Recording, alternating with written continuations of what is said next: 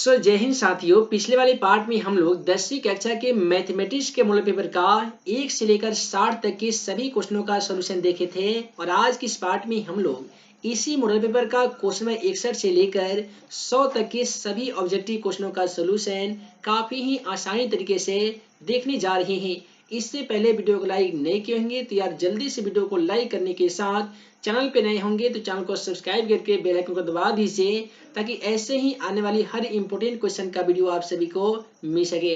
तो चलिए फ्रेंड्स, बिना समय गवाए पहला क्वेश्चन का सॉल्यूशन देख लेते हैं। पहला सवाल हमारा कहता है कि 0.5 पे रेक्टिन अर्थात बार दिया गया है और बराबर में हमसे पूछा जा रहा है कि इसे P/Q के रूप में व्यक्त कीजिए। तो पहला ऑप्शन में दिया गया 5/9, 1/2, सी में कहता है 5/90, ऑप्शन डी में दिया गया है 5/3। तो जैसा कि आप सभी को मालूम होगा कि हमारा वीडियो सीरीज का पहला क्वेश्चन के जवाब आप सभी को वीडियो के नीचे जाकर कमेंट बॉक्स में इसका सही जवाब लिखना होता है। तो जल्दी से वीडियो के नीचे चले जाइए और कमेंट बॉक्स में क्वेश्चन नंबर 61 का क्या सही जवाब होगा लिख के चले आइए।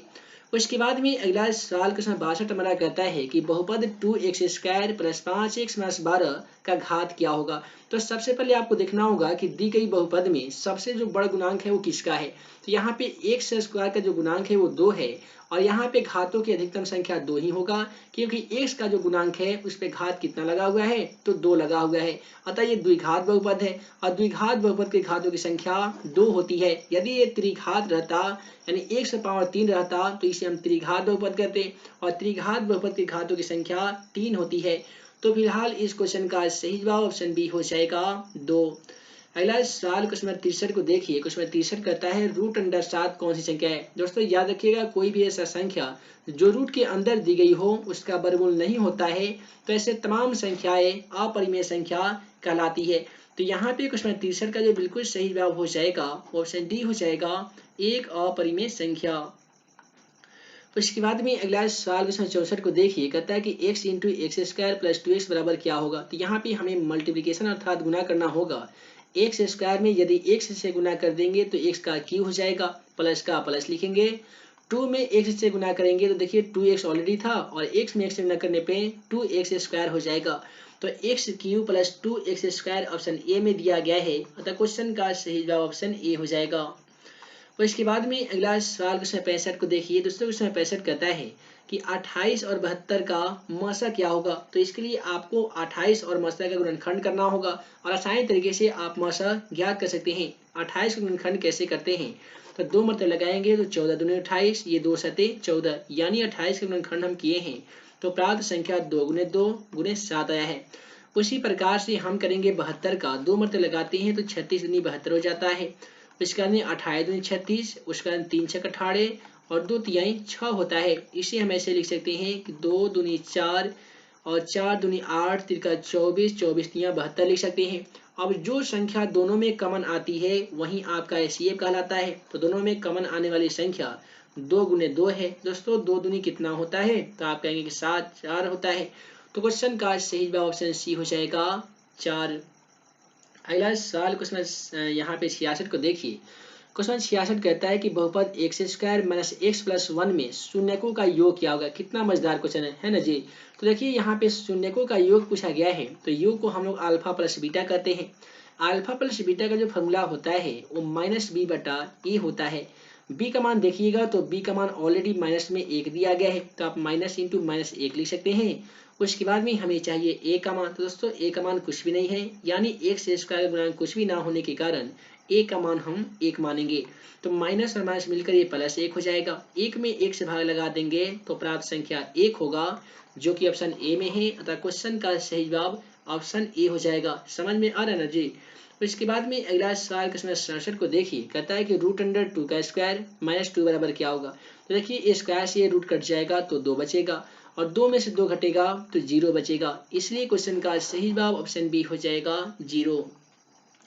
अगला सवाल देख लीजिए, काफी मजेदार क्वेश्चन है। कहता है कि x + y = 3 और 3x - 2y = 4 के हल होंगे। तो इसका हल क्या होगा, कैसे आपको मालूम चलेगा। तो इसका सबसे पहले हम लोग सॉल्यूशन करेंगे। तो यहाँ पे दिया गया था पहला समीकरण x + y = 3 दिया गया है। दूसरा समीकरण कहता है 3x - 2y बराबर में दिया गया है 4। तो पहले वाले समीकरण को हम 2 से गुना कर देते हैं, इसमें 1 से गुना कर देते हैं। तो 2 में x से इस प्रकार से हम गुना करेंगे तो प्राप्त संख्या 2x हो जाएगा, प्लस y में 2 से गुना करेंगे तो 2y हो जाएगा और बराबर 3 दूनी 6 हो जाएगा। नीचे ज्यों का त्यों लिख दीजिए, 3x को 3x minus 2y same to same 4 का 4। इससे क्या होगा कि ये 2y से 2y कट जाएगा तो 3x और 2x मिलकर कितना हो जाएगा तो 5x हो जाएगा और 6 4 10 जाएगा। 5 दूनी 10 कटा दीजिए तो x का मान आपका 2 आ जाएगा। और इसके बाद में y का मान ज्ञात करने के लिए समीकरण आपका जो एक था ना वो x प्लस वाई बराबर 3 था। यहीं पे आपको y का मान रखकर x का मान निकल जाएगा, सॉरी x का मान रख के y का मान निकलेगा। तो यहाँ पे x का मान हमारा 2 आया है तो यहाँ पे 2 लिखेंगे। इसके बाद में y का मान नहीं मालूम है, 3 को 3 लिखेंगे। यदि y बराबर 3 लिख देते हैं तो 2 यहाँ पे गुना में दिख रहा है, बराबर के उधर जाकर सॉरी प्लस में दिख रहा है, बराबर के उधर जाकर ये माइनस में हो जाएगा। तो 3 में से 2 घटता है तो कितना होता है 1 बचता है। यानी कहने का मतलब x का मान 2 आया है तो वहीं पे y का मान 1 आया है। तो x का मान 2 y का मान 1 ऑप्शन ए में आने के कारण क्वेश्चन का सही जवाब ऑप्शन ए होगा। अगला सवाल क्वेश्चन 69 को देखिए। क्वेश्चन 69 कहता है कि यदि बहुपद Y square minus Y minus 6 के शून्य अल्फा तथा बीटा है तो अल्फा इंटू बीटा का मान क्या होगा। तो दोस्तों अल्फा इंटू बीटा बराबर फॉर्मूला सी बटा ए होता है। सी का मान देख लीजिए -6 है तो आप -6 लिखिएगा। ए का मान कुछ भी ना होने के कारण हम 1 मानेंगे। यदि आप -6 में 1 से भाग लगा भी दीजिएगा तो -6 ही होगा जो कि ऑप्शन बी में है। अतः क्वेश्चन का सही जवाब ऑप्शन बी होगा। अगला सवाल क्वेश्चन 70 को देखिए। क्वेश्चन 70 कहता है कि द्विघात समीकरण x square minus 5x minus 300 बराबर 0 का विविक्तर क्या होगा। विविक्तर को हम लोग डी कहते हैं। डी ज्ञात करने का आसान formula B square minus 4ac होता है। बी का मान देखेंगे तो आपको -5 मिलेगा तो आप -5 का इस प्रकार से स्क्वायर कीजिएगा। -4 गुने ए का मान, दोस्तों ए का मान कुछ भी ना होने के कारण 1 लिखेंगे। सी का मान -300 है ना तो -300 लिखिएगा। अब यहाँ पे देखिए -5 के स्क्वायर प्लस में हो जाएगा 25, यानी 5 के स्क्वायर कितना होता है तो 25 जाएगा। अब यहाँ पे देखिए यहाँ पे भी दोस्तों माइनस है और यहाँ पे भी -300 है तो माइनस और माइनस मिलकर यहाँ पे प्लस हो जाएगा ना जी। अब हम क्या करेंगे कि 300 में 4 से गुणा करेंगे तो 4 तियां 1200 हो जाएगा। यदि 1200 में आप 25 को ऐड कर दें तो ये कितना हो जाएगा तो 1225 जाएगा। तो 1225 ऑप्शन ए में होने के कारण क्वेश्चन का सही जवाब ऑप्शन ए हमारा होगा। अगला सवाल समांतर श्रेणी से दिया गया है और देख लीजिए ना कितना मजेदार क्वेश्चन है। कहता है कि समांतर श्रेणी √18, √50, √98, √162 का सारवंतर क्या होगा। सारवंतर को हम लोग डी द्वारा सूचित करते हैं और सारवंतर किसे कहते हैं तो एपी के दूसरे पद और पहले पद का अंतर सारवंतर कहलाता है। तो यहाँ पे इसका फॉर्मूला होता है a2 - a1। a2 का मान की बात करें तो दोस्तों √50 दिया गया है तो √50 लिखिएगा। a1 की मान की बात करें तो यहाँ पे √18 है तो √18 लिख दीजिएगा। 50 को हम लोग ऐसे भी लिख सकते हैं कि 2 पचे 10, 10 पचे 50 लिख सकते हैं। 18 को ऐसे लिख सकते हैं 3 तिहाई 9, 9 दूनी 18। इससे क्या होगा कि डबल 5 का 1 5 रूट से बाहर निकलेगा तो 1 में √2 बचेगा। डबल 3 का 1 3 रूट से बाहर बचेगा तो रूट में केवल 2 बचेगा। अब आप ही बताइए कि 5 √2 में से 3 √2 घटाइएगा तो आप नहीं कर सकते हैं कि 2 √2 बचेगा। यानी 5 √2 में से 3 √2 घटाइएगा तो कितना बचेगा तो 2 √2 बचेगा। ये दोस्तों 2 √2 ऑप्शन यहाँ पे देखेंगे तो बी में देने के कारण क्वेश्चन का सही जवाब हमारा ऑप्शन बी हो जाएगा। अगला सवाल क्वेश्चन नंबर 72 को देख लीजिए। है दोस्तों क्वेश्चन 72 आपका क्या कहता है कि यदि y² प्लस 1/y² बराबर 14 है तो y प्लस 1/y बराबर क्या होगा। तो सबसे पहले इसे a प्लस बी के पे फॉर्मूला पे लिख देते हैं a² प्लस 1/y² यानी b² प्लस होता है 2ab यानी 2 गुने a का मान y गुने b का मान 1/y। यहाँ पे क्या कीजिएगा यदि आप y से y कटा देंगे तो फिर से आपका ये आ जाएगा। इसमें कितना का बढ़ोतरी हो रहा है 2 का, तो बराबर में दिया गया था 14 तो आप भी यहाँ पे 2 बढ़ोतरी कर देंगे, 2 को बढ़ा दीजिएगा। अब यहाँ पे लिखने का मकसद ये हुआ कि a प्लस बी के फॉर्मूला भी बन गया है तो इसे आप ऐसे भी तो लिख सकते हैं ना y प्लस 1/y का स्क्वायर भी लिख सकते हैं और बराबर में कितना हो जाएगा 14 और 2 16 हो जाएगा। हमने इसे इसलिए लिखा है क्योंकि a प्लस बी का formula a² plus b² plus 2ab बराबर क्या होता है तो a प्लस बी का होल स्क्वायर होता है। इससे हमें ये पता चलता है कि जहाँ पे a प्लस बी का होल स्क्वायर बराबर इतना लिखा जा सकता है तो वहीं पे इसके बदले में हम इतना भी लिख सकते हैं। ठीक उसी प्रकार से y प्लस 1/y का स्क्वायर बराबर हमने 16 लिख दिया है, 14 2 16 हो गया है। अब यहाँ से क्या करेंगे, y प्लस 1/y बराबर 16 को हम लोग 16 लिखेंगे। यहाँ से स्क्वायर हटाएंगे तो प्लस माइनस में रूट आ जाएगा। आप तमाम छात्रों को मालूम होगा कि 16 का जो वर्गमूल होता है वो 4 होता है, अतः क्वेश्चन का सही जवाब ऑप्शन डी हो जाएगा, प्लस माइनस 4। इसके बाद में अगला सवाल क्वेश्चन 73 को देखिए। क्वेश्चन 73 कहता है कि यदि समांतर श्रेणी का nवां पद 6n-2 हो तो पहला पद क्या होगा, है ना मजेदार जी। देखिए क्या करेंगे कि 6n है तो n का मान सबसे पहले हम 1 रखेंगे, -2 तो 6 में 1 रखने कीजिएगा तो 6 हो जाएगा, -2 बराबर 4 हो जाएगा। हमसे यही पूछा गया कि पहला पद बताइए, तो पहला पद हमारा आंसर ए का जो मान है वो 4 होगा, जो कि ऑप्शन ए में है, सॉरी बी में है, अतः क्वेश्चन का सही जवाब ऑप्शन बी होगा। अगला सवाल 74 कहता है कि बिंदु -6,10 में कोटि का मान क्या होगा। 100% एक सवाल मैट्रिक के एग्जाम पेपर में ऐसा आना तय है, आपसे भुज पूछ लिया जाएगा या कोटि पूछा जाएगा। दोस्तों कोटि पूछा जाएगा तो दूसरा वाला आंसर यानी 10 हो जाएगा, यदि इस क्वेश्चन में भुज पूछा जाता तो पहला वाला आंसर यानी -6 हो जाता।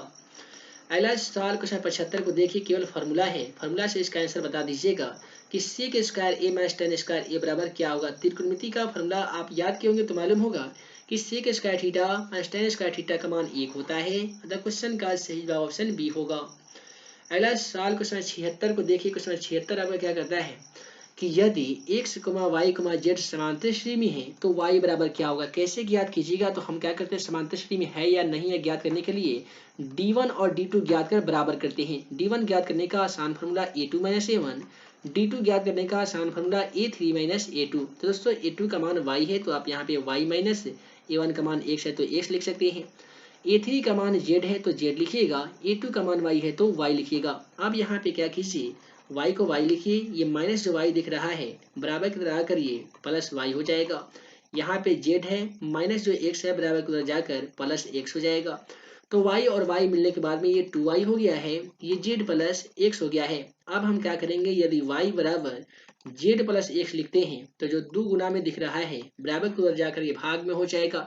तो अतः y का जो मान आ गया है वो z प्लस x बटा 2 आ गया है दोस्तों, z प्लस x बटा 2 ऑप्शन बी में दिया गया है, अतः क्वेश्चन का सही जवाब ऑप्शन बी हो जाएगा।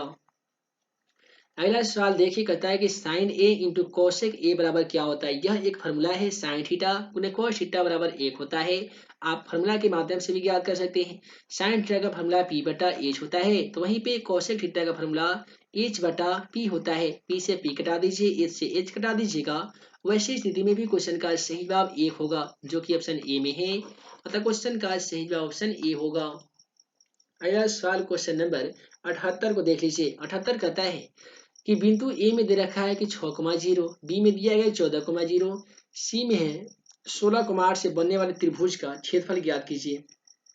त्रिभुज का क्षेत्रफल ज्ञात करने का आसान formula 1/2 into x1 into y2 minus y3 plus में होता है x2, उसके बाद में होता है y3 माइनस y1 प्लस में होता है x3, उसके बाद में y1 माइनस y2। ठीक, यहाँ पे लिखने के बाद पहले वाला आपका जो ये x1 का मान होगा, दूसरा y1 का मान, ये x2 दूसरा वाला y2 का मान हो जाएगा, c में हो जाएगा x3, तीसरा हो जाएगा y3 का मान। तो यहाँ पे क्या कीजिएगा, 1/2 ऐसे करके ऐसे तमाम क्वेश्चनों का सोल्यूशन आप कर लीजिएगा। यहाँ पे x1 y1 का मान हम तो बता ही दिए हैं, ऐसे ही इस मान को रख के बना लीजिए और कितना सही जवाब होगा। उम्मीद है 4 ऑप्शनों को सॉल्व कीजिएगा तो आपका सही जो जवाब है वो 72 वर्ग इकाई आ जाएगा। जल्दी से जाइए डिस्क्रिप्शन बॉक्स में बताइए कि आप इसका सही जवाब बना पाए हैं या नहीं बना पाए हैं।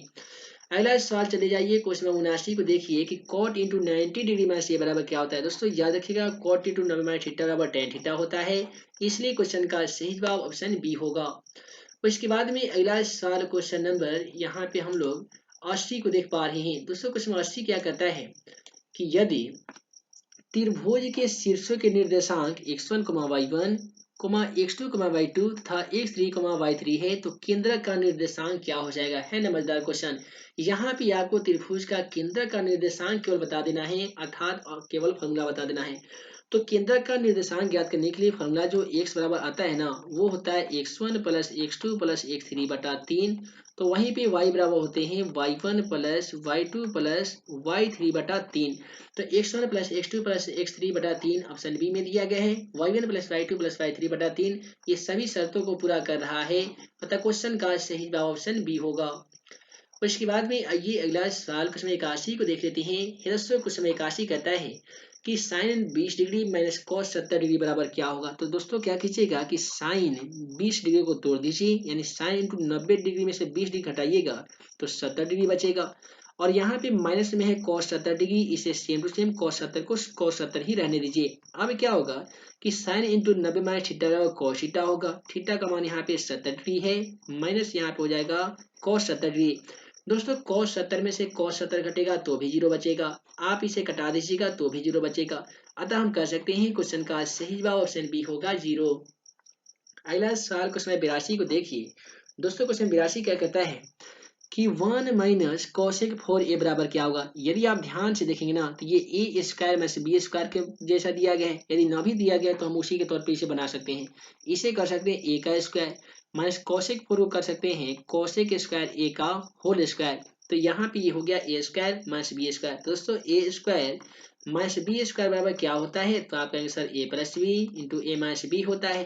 तो यहाँ पे हम ए का मान एक माने हैं तो एक प्लस बी का मान कितना है, तो कॉस ए है। उसके बाद में यहाँ पे cos a नहीं बल्कि cos स्क्वायर ए है। उसके बाद में a माइनस बी यानी 1 माइनस बी का जो मान हो जाएगा वो cos स्क्वायर ए हो जाएगा। अब यहाँ पे क्या होगा कि 1 प्लस cos स्क्वायर ए, और यहाँ पे देखिए एक फॉर्मूला आता है कि 1 माइनस cos स्क्वायर ए बराबर क्या होता है, दोस्तों ये होता है sin स्क्वायर ए। तो इस प्रकार का ऑप्शन डी में दे रखा है sin स्क्वायर ए इंटू 1 प्लस cos स्क्वायर ए। पहले लिखे या बाद में लिखे उससे कोई दिक्कत नहीं होने वाला। अतः क्वेश्चन का सही जवाब ऑप्शन डी हो जाएगा। अगला सवाल 83 को देखिए। 83 कहता है कि यदि रूट अंडर 2 cos थीटा बराबर 1 हो तो थीटा का मान क्या होगा। दोस्तों क्या कीजिएगा, cos थीटा बराबर 1 है और रूट अंडर 2 यहाँ पे गुना में था, ये भाग में हो जाएगा। अब आप ही बताइए कि cos में 1 बटा रूट अंडर 2 किसका मान होता है। तो डियर क्वेश्चन का जो सही जवाब होगा ना वो ऑप्शन बी होगा। 45 डिग्री का जो मान है cos में 1 बटा रूट अंडर 2 के बराबर होता है ना जी। अगला सवाल क्वेश्चन 84 को देखिए। यदि tan a बराबर p बटा q हो तो cos theta plus sin theta बटा cos theta minus sin theta बराबर क्या हो जाएगा। तो यहाँ पे क्वेश्चन 84 का जो सही जवाब है ना वो कितना आएगा, वो b आएगा। ये वाला आपका क्वेश्चन का सही जवाब होगा। कैसे बनाइएगा, तो देखिए tan का फॉर्मूला p बटा b होता है। क्या होता है दोस्तों, p बटा b होता है। हमें h ज्ञात करना होगा। h ज्ञात करने का आसान फॉर्मूला p का स्क्वायर प्लस b का स्क्वायर होता है। p का मान दोस्तों ऑलरेडी p है, इसके बाद में b का जो मान है वो q है। इसके बाद में आप इसे सॉल्व नहीं कर सकते हैं। अब यहाँ पे cos थीटा का फॉर्मूला b बटा h होता है, तो b का b लिखिएगा, h का मान यहाँ पे देख लीजिएगा क्या निकाले हैं आप, इस तरीके से बना लीजिएगा। क्वेश्चन का सही जवाब ऑप्शन बी हो जाएगा। फिर भी आपको दिक्कत आती है तो कमेंट बॉक्स में लिखिएगा, इस पे हम एक प्रॉपर वीडियो सोल्यूशन ला देंगे। अगला सवाल 85 कहता है यदि सेक ए बराबर 25 बटा 7 हो तो साइन ए का मान क्या हो जाएगा। तो दोस्तों सेक का फॉर्मूला एच बटा बी होता है। यहाँ पे p नहीं दिया गया है तो हम सबसे पहले p ज्ञात करेंगे। p ज्ञात करने का आसान formula root under H square minus B square होता है। दोस्तों h का मान क्वेश्चन के अकॉर्डिंग 25 है, तो आप 25 का स्क्वायर कीजिएगा तो 25 का स्क्वायर 625 हो जाएगा। b का मान 7 है तो 7 का स्क्वायर कीजिएगा तो 49 हो जाएगा। दोस्तों 625 में से 49 घटाने पे 576 होता है, इसी का वर्गमूल 24 आता है। तो अब हमें क्वेश्चन में कहता है कि साइन ए का मान ज्ञात कीजिए। साइन ए का फॉर्मूला p बटा एच होता है, तो p का मान हमने ज्ञात किया 24 तो 24 लिखेंगे। एच का मान ऑलरेडी क्वेश्चन में मौजूद था 25, तो यहाँ पे 25 लिखेंगे। 24 बटा 25 ऑप्शन डी में देने के कारण क्वेश्चन का बिल्कुल सही जवाब ऑप्शन डी होगा। अगला सवाल 86 कहता है डियर कि tan स्क्वायर 45 डिग्री माइनस 1 के बराबर क्या होगा। तो देखिए tan 45 का मान 1 होता है, स्क्वायर करता है तो स्क्वायर दे दीजिए, माइनस 1 को माइनस 1 लिखिए। इससे क्या होगा कि a का स्क्वायर 1 होता है, इसमें से 1 हटा भी दीजिएगा तो भी जीरो आंसर आएगा। क्वेश्चन का सही जवाब ऑप्शन बी होगा। अगला सवाल 87 नंबर कहता है 1 प्लस टेन स्क्वायर ए बटा सेक स्क्वायर ए बराबर क्या होगा। जरा ध्यान दीजिएगा, 1 प्लस टेन स्क्वायर ए बराबर क्या होता है, तो आप कहेंगे सर सेक स्क्वायर ए होता है, और सेक स्क्वायर ए ऑलरेडी नीचे दिया गया था। इसे आप कटा दीजिएगा तो कितना आंसर आने वाला है, एक आने वाला है ना। तो क्वेश्चन का सही जवाब ऑप्शन सी हो जाएगा। अगला सवाल क्वेश्चन 88 को देखिए। क्वेश्चन 88 को देखेंगे तो आप पाएंगे कि त्रिभुज एबीसी में बिंदु डी और ई क्रमशः भुजा एबी और बीसी पर इस प्रकार है कि डीई समांतर बीसी है, एडी बटा डीबी बराबर 4 बटा 5 दे रखा है, ईसी का मान भी 18 सेमी दे रखा है, तो एई का मान ज्ञात कीजिए। ये क्वेश्चन आपका थेस प्रमेय का विलोम से दिया गया है। तो इसका आसान सा सोल्यूशन कैसे कीजिएगा, तो फॉर्मूला जो होता है ना, ये AD बटा DB बराबर में होता है ए बटा ईसी के। तो दोस्तों एडी बटा डीवी का मान तो ऑलरेडी दिया गया है 4/5 दिया गया है। आइए हम यहाँ पे इसका सोल्यूशन कर देते हैं। 4/5 दिया गया है। ए का जो मान है क्वेश्चन के अकॉर्डिंग 18 है। उसके बाद में 18 ही है ना, ये 4 है, ये 18 है। ए का जो मान है वो नहीं दिया गया तो आप ए लिखिएगा। इसके बाद में क्या होगा कि क्रॉस मल्टीप्लिकेशन कर दीजिए। इस ए में यहाँ पे किसका मान ज्ञात करना है, ए और ए सी का मान दिया गया था, ठीक है। तो ए का मान हमें ज्ञात करना है, तो ए बटा ई सी, तो ए की जगह पे हम 18 यहाँ लिखकर यहाँ पे ए लिखेंगे। इसी का जो मान है वो यहाँ पे 18 दिया गया है। तो आसान तरीके से इसका सोल्यूशन कर लीजिएगा।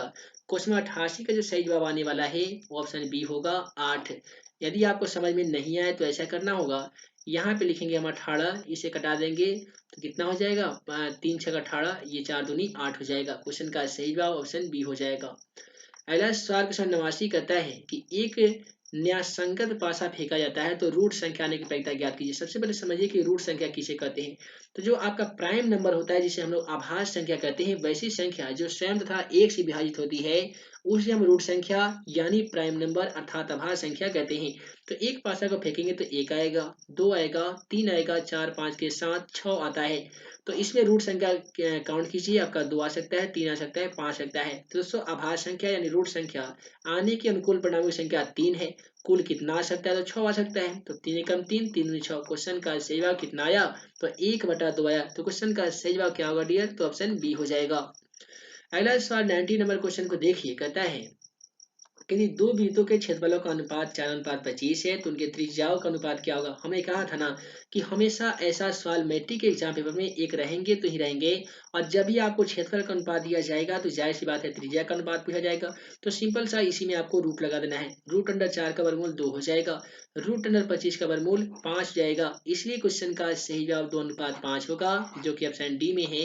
अतः क्वेश्चन का सही जवाब ऑप्शन डी होगा।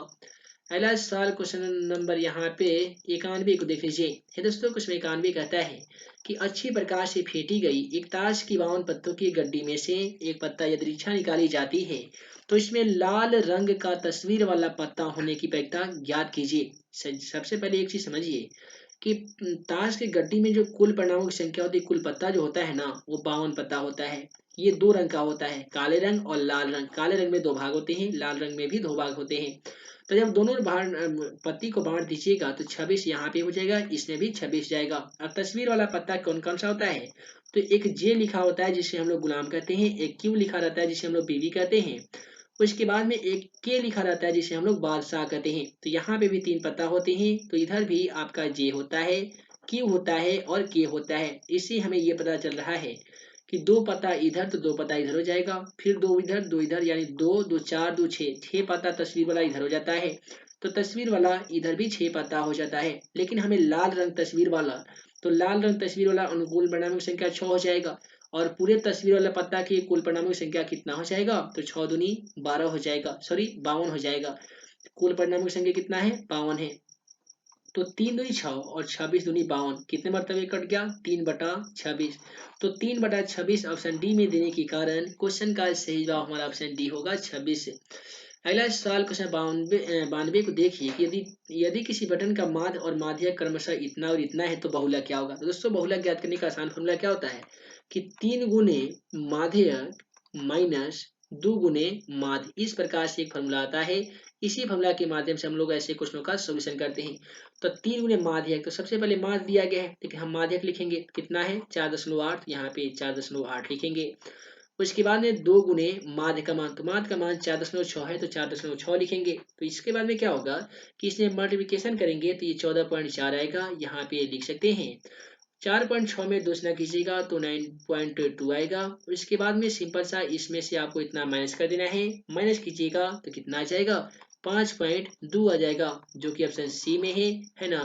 क्वेश्चन का सही जवाब ऑप्शन सी हो जाएगा। अगला सवाल 93 में करता है प्रेक्षण 8, 12, 7, 14, इतना का माध्य ज्ञात कीजिए। माध्य ज्ञात करने के लिए सबसे पहले हम लोग इसे बढ़ते क्रम में सजाएंगे। तो सबसे छोटी संख्या को लिखेंगे 6 है, उसके बाद में 7 है, 8 है। उसके बाद में देखेंगे तो 8 के बाद में यहाँ पे 12 है, और कितना है दोस्तों 13 है, और 15 है 14 है। इसके बाद में हम इसे जुआ लगाकर बाहर निकाल देते हैं और बीच में जो संख्या बचती है, इधर से एक जुड़ा इधर से एक संख्या, बीच में जो संख्या बच जाती है वही आपका माध्य कहलाती है। बीच में बचने वाली संख्या 12 है, अतः क्वेश्चन का सही जवाब ऑप्शन बी डी होगा 12। अगला सवाल देखिए कि माध्य का 3 गुना और माध्य का 2 गुना का अंतर बराबर क्या कहलाता है। अभी हम लोग ने ज्ञात किए हैं कि 3 गुने माध्य और 2 गुने माध्य का जो दुगुना है इसका अंतर क्या कहलाता है, तो इसके माध्यम से बहुलक ज्ञात किया जाता है। तो क्वेश्चन का सही जवाब मोड अर्थात बहुलक होगा। अगला सवाल देखिए 95 कहता है एक घड़ी के मिनट वाली सुई द्वारा 1 मिनट में बनाया गया कोण कितना होता है। तो इस प्रकार से जो घड़ी होता है ना, तो मान लेते हैं मिनट वाला जो सुई है एक बार 1 मिनट में चलेगा तो कितना डिग्री का कोण बनाएगा। तो दोस्तों 60 मिनट में घड़ी द्वारा बनाया गया कोण जो होता है वो 360 डिग्री का होता है। तो यदि आपको 1 मिनट का ज्ञात करना हो तो क्या कीजिएगा, 360 में 60 से भाग लगा दीजिएगा, एक जीरो से एक जीरो, 36 6 मरते कट जाएगा। इससे हमें ये पता चल रहा है कि घड़ी के द्वारा बनाया गया 1 मिनट में जो कोण होता है वो 6 डिग्री का होता है। अगला सवाल देखिए कि आधार की त्रिज्या r, ऊंचाई h वाले लंबवृत्तीय बेलन का आयतन क्या होता है। तो दोस्तों बेलन का जो आयतन होता है वो पाई आर स्क्वायर एच घन सेमी होता है, जो कि ऑप्शन डी में है। अतः क्वेश्चन का बिल्कुल सही जवाब ऑप्शन डी हो जाएगा। अगला सवाल क्वेश्चन 97 को देखिए कि समबाहु त्रिभुज एबीसी में यदि एडी लंब बीसी है तो एडी स्क्वायर बराबर क्या होगा। तो यहाँ पे एडी स्क्वायर बराबर जो होगा ना वो 3CD स्क्वायर होगा। कैसे होगा, इसका सोल्यूशन पाना चाहते हैं तो कमेंट बॉक्स में जरूर लिखिएगा। अगला सवाल 98 को देखिए कि आर त्रिज्या वाले अर्धगोले का पृष्ठीय क्षेत्रफल क्या होता है। आप सभी को मालूम होगा कि आर त्रिज्या वाले गोले का पृष्ठीय क्षेत्रफल पाई 4 पाई स्क्वायर होता है। अर्धगोला पूछा गया है तो इसमें आधा कर दीजिए तो 2 मरते कटेगा ना, तो 2 पाई आर स्क्वायर होगा। 2 पाई आर स्क्वायर ऑप्शन सी में दिया गया है, तो क्वेश्चन का सही जवाब ऑप्शन सी हो जाएगा। अगला सवाल 99 हमारा कहता है कि दी गई आकृति में ओ वृत्त का केंद्र है, कोण ए ओ सी बराबर 130 डिग्री है, तो ओ ए सी का मान ज्ञात कीजिए। तो आप सभी को मालूम है कि त्रिभुज के तीनों कोणों का योगफल जो है ना वो कितना होता है, 180 डिग्री के बराबर होता है। तो हम इसे भी x मानेंगे, दूसरे वाले कोण को भी x मानेंगे। तो लिखेंगे कोण ए प्लस कोण सी प्लस कोण ओ बराबर कितना हो जाएगा, तो 180 डिग्री हो जाएगा।